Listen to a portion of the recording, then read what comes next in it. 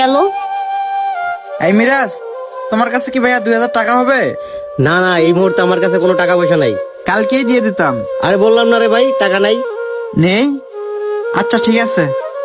জীবন আমার জুতা কেনার জন্য অন্যের কাছে টাকা চেয়ে ছোট হতে যাচ্ছে। বড় ভাই, ইমার্জেন্সি আমার 2000 টাকা লাগতো, দিতে পারবেন? সমস্যা নেই, আমি আপনাকে কালকেই দেবো। না রে জীবন, আমার কাছে কোনো টাকা পয়সা নাই। ভাই দিলে একটু ভালো হতো। না রে ভাই, নাই, থাকলে দিতাম।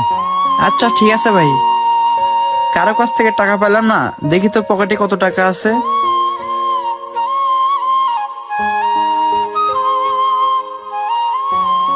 জুতার দাম হইতেছে 2000, টাকা আছে মাত্র 700। না, কি যে করি। দেখি আরেকবার মোশাররফ ভাইকে একটু ফোন দিয়ে বুঝিয়ে বলি।